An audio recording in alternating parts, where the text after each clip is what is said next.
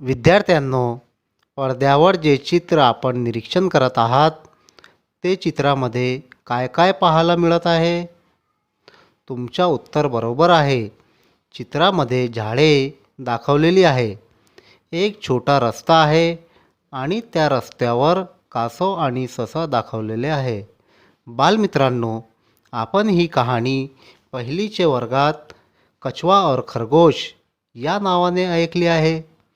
तसेच यंदाच्या इंग्रजीच्या अभ्यासक्रमात द हेअर अँड द टॉर्टाईस या नावाने आली आहे.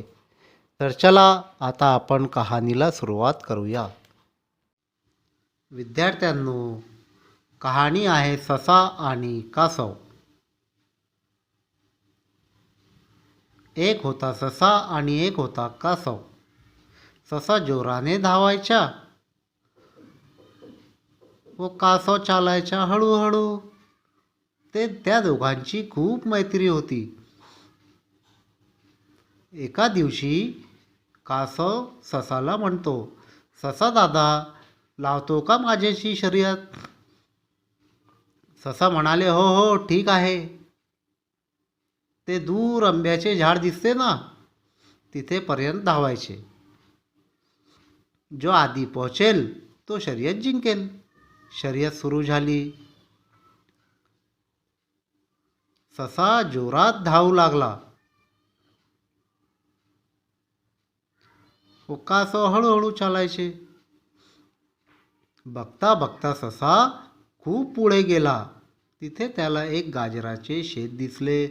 ससा म्हणाला, कासव खूप मागे आहे, आता आपण थोडीशी गाजरे खाऊया.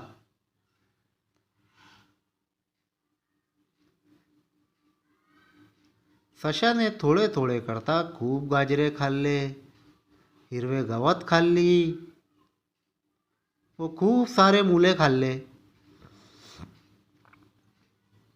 आता सशाने हे खाऊन सुस्ती आली, म्हणून ससा तिथे झोपून गेला.